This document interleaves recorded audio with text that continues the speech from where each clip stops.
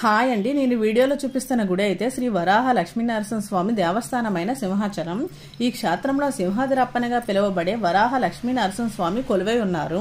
ఈ సింహాచలం విశాఖపట్నం నుండి 11 కిలోమీటర్ల దూరంలో 244 మీటర్ల ఎత్తుగల సింహగిరి పర్వతంపై ఉంది.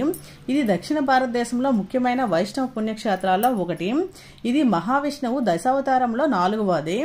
వరాహం, నరుడు మరియు సింహం రూపాలు కలిసిన ఈ నరసింహుని అవతార నిజరూపం త్రిభంగ ముద్రలో వరాహం తల, సింహం తోక కలిగిన మనిషి శరీరంతో ఉంటుంది. 3 రూపాలు కలిగిన నిజరూప దర్శనం మనకి సంవత్సరంలో 12 గంటలు మాత్రమే లభిస్తుంది.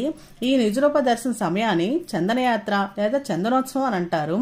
ఇది ప్రతి సంవత్సరం వైశాఖ మాసం శుద్ధ తదియ నాడు అంటే మే నెలలో జరుగుతుంది. మిగిలిన సమయాల్లో ఈ విగ్రహం చందనంతో కప్పబడి లింగాకృతిలో దర్శనమిస్తారు. దేవాలయం గర్భగుడికి ఎదురుగా ఉన్న ప్రాకారంలో కప్పస్తంభం ఉంటుంది. సంతానం లేనివారు ఈ కప్పస్తంభాన్ని కౌగిలించుకుంటే సంతానం కలుగుతుందని భక్తుల నమ్మకం.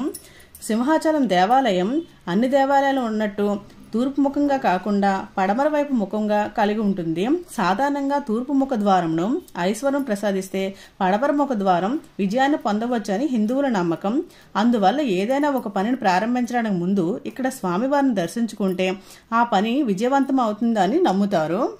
విశాఖపట్నం విమానాశ్రయం రైల్వే స్టేషన్ నుండి అయితే సింహాచలంకి 11 కిలోమీటర్ల దూరం ఉంటుంది. అదే బస్ స్టేషన్ నుంచి అయితే 12 కిలోమీటర్ల దూరం ఉంటుంది. సింహగిరి కొండపైకి మెట్ల మార్గం ఉంటుంది, రోడ్డు మార్గం కూడా ఉంటుంది. ప్రతి 10 నిమిషాలకు ఒకసారి బస్సు అయితే అవైలబుల్గా ఉంటుంది. మీకు కనుక నా వీడియో నచ్చుంటే లైక్ చేయండి, కామెంట్ చేయండి, సబ్స్క్రైబ్ చేయడం మర్చిపోకండి.